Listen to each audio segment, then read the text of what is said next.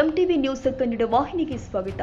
ಇಂದು ಬೆಳಗ್ಗೆ ಚೆನ್ನಮ್ಮ ಸರ್ಕಲ್ನಲ್ಲಿ ಕರ್ನಾಟಕ ರಾಜ್ಯ CITU centre of Indian trade unions ನೇತೃತ್ವದಲ್ಲಿ ಭಾರೀ ಪ್ರತಿಭಟನೆ ಜರುಗಿದೆ. ಇದು ದೇಶದಾದ್ಯಂತ ಸಾಮಾನ್ಯ ಹಡಗಲು ಗಜರಲ್ ಸ್ಟ್ರೈಕ್ ಭಾಗವಾಗಿ ಆಯೋಜನೆ ಮಾಡಲಾಗಿತ್ತು. ಪ್ರತಿಭಟನೆಯಲ್ಲಿ ಸಾವಿರಾರು ಕಾರ್ಮಿಕರು, ಕೈಗಾರಿಕಾ ಕೆಲಸಗಾರರು, ಔಟ್ ಸೋರ್ಸಿಂಗ್ ಉದ್ಯೋಗಿಗಳು ಹಾಗೂ ವಿವಿಧ ವಲಯದ ಕಾರ್ಮಿಕ ಸಂಘಟನೆಗಳ ಸದಸ್ಯರು ಭಾಗವಹಿಸಿದ್ರು. ಅವರು ಕೇಂದ್ರ ಸರ್ಕಾರದ 4 ಕಾರ್ಮಿಕ ಸಂಹಿತೆಗಳನ್ನು ಲೇಬರ್ ಕೋಡ್ಸ್ ರದ್ದುಪಡಿಸುವಂತೆ, ಕಾರ್ಮಿಕರ ಹಕ್ಕುಗಳ ಸಂರಕ್ಷಣೆ, ಕನಿಷ್ಠ ವೇತನ ಹೆಚ್ಚಳ, ಸಾಮಾಜಿಕ ಭದ್ರತೆ, ಖಾಸಗೀಕರಣ ವಿರೋಧ ಮತ್ತು ಇತರ ಬೇಡಿಕೆಗಳನ್ನು ಮುಂದಿಟ್ಟುಕೊಂಡು ಘೋಷಣೆಗಳನ್ನು ಕೂಗಿದ್ದಾರೆ. ಸಿಐಟಿಯು ನಾಯಕರು ಮಾತನಾಡಿ, ಕೇಂದ್ರದ ನರೇಂದ್ರ ಮೋದಿ ಸರ್ಕಾರದ ಕಾರ್ಮಿಕ ವಿರೋಧಿ ನೀತಿಗಳು ದೇಶದ ಕೋಟ್ಯಾಂತರ ಕಾರ್ಮಿಕರನ್ನ ಬಾಧಿಸ್ತಾ ಇದೆ. ಕರ್ನಾಟಕದಲ್ಲಿ ಸರ್ಕಾರದ ಔಟ್ ಸೋರ್ಸಿಂಗ್ ನೀತಿ ಮತ್ತು ಕಾರ್ಮಿಕ ಸಂಹಿತೆಗಳ ಅನುಷ್ಠಾನವನ್ನ ವಿರೋಧಿಸಿ ನಾವು ಇಲ್ಲಿ ಧ್ವನಿಯಾಗಿದ್ದೇವೆ.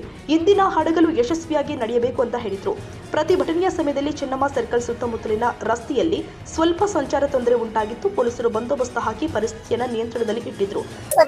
ಸರ್ಕಾರಿ ಮಹಿಳಾ ಮತ್ತು ಮಕ್ಕಳ ಅಭಿವೃದ್ಧಿ ಇಲಾಖೆಯಲ್ಲಿ ಹೊರಗುತ್ತಿಗೆ ನೌಕರರು ಅಂತ ಹೇಳಿ ಕಾಯಮೇತರ ನೌಕರರುಗಳು ಏನಿದ್ದಾರೆ ಅಲ್ಲಿ 15-20 ವರ್ಷಗಳಿಂದ ಎಲ್ಲರೂ ಕೆಲಸ ಮಾಡ್ತಾ ಇದೀವಿ.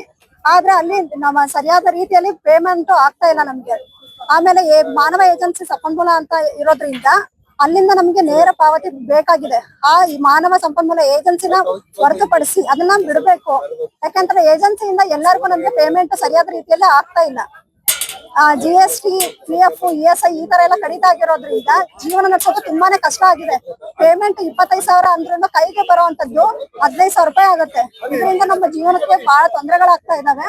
ದಿನನಿತ್ಯದ ಕೆಲಸಗಳಿಗೆ, ದಿನನಿತ್ಯದ ಇದಕ್ಕೆ ಖರ್ಚು ವೆಚ್ಚಗಳು ತುಂಬಾ ಆಗ್ತಿರೋದ್ರಿಂದ ಪೇಮೆಂಟ್ ನ ಹೆಚ್ಚು ಮಾಡ್ತೀವಿ ಅಂತ ಸರ್ಕಾರ ಹೇಳ್ತಾ ಇದೆ. ಬಟ್ ಆ ಸರ್ಕಾರ ಹೆಚ್ಚು ಮಾಡ್ತಿರೋಂತ ಪೇಮೆಂಟ್ ಹೊರಗುತ್ತಿಗೆ ನೌಕರರಿಗೆ ಸಿಗ್ತಾ ಇಲ್ಲ. ಆಮೇಲೆ ನಮ್ಗೆ ಹೊರಗುತ್ತಿಗೆ ಅನ್ನೋದನ್ನ ತೆಗೆದು ಹಾಕ್ಬಿಟ್ಟು ಗುತ್ತಿಗೆ ಪದ್ಧತಿಯಲ್ಲಿ ಅಂತ ಕೂಡ ಕೆಲವೊಂದು ಸ್ಕೀಮ್ಗಳನ್ನ ತಗೊಂಡಿದ್ದಾರೆ. ಆದ್ರೆ ನಮಗೆ ಸರಿಯಾದ ರೀತಿಯಲ್ಲಿ ಪೇಮೆಂಟ್ ಆಗ್ತಾ ಇಲ್ಲ. ನಮ್ಗೆ ಸೇವಾ ಭದ್ರತೆನ ಕೊಡ್ಬೇಕು ಅಂತ ಹೇಳ್ಬಿಟ್ಟು ಎಲ್ಲಾ ಕಾಯಮೇತರ ನಾವು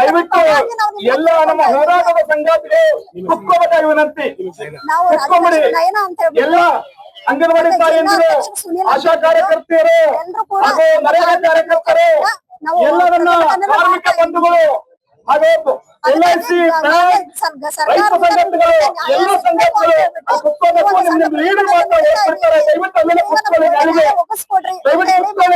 ಎಲ್ಲರಿಗೂ ಅವಕಾಶ ಇದೆ. ಯಾವುದೇ ಅಹಿತಕರ ಘಟನೆ ವರದಿಯಾಗಿಲ್ಲ. ಈ ಹಿನ್ನೆಲೆ ಕರ್ನಾಟಕದಲ್ಲಿ ಸುಮಾರು 2 ಲಕ್ಷಕ್ಕೂ ಹೆಚ್ಚು ಕಾರ್ಮಿಕರು ಈ ಹಡಗಲಿಗೆ ಸೇರಿಕೊಂಡಿದ್ದಾರೆ ಎಂದು ಅಂದಾಜು ಮಾಡಲಾಗಿದೆ. ಸಿಐಟಿಯು ಹಾಗೂ ಇತರ ಕೇಂದ್ರ ಕಾರ್ಮಿಕ ಸಂಘಟನೆಗಳು ಈ ಬೇಡಿಕೆಗಳನ್ನು ಮುಂದುವರಿಸುವುದಾಗಿ ತಿಳಿಸಿದೆ. ಇದು ಕಾರ್ಮಿಕರ ಹೋರಾಟದ ಒಂದು ಮಹತ್ವದ ಹಂತವಾಗಿದ್ದು ಸರ್ಕಾರದ ಮೇಲೆ ಒತ್ತಡ ಹೇರಲು ಉದ್ದೇಶಿಸಲಾಗಿದೆ ಅಂತ ವರದಿಗಳು ತಿಳಿಸಿದೆ.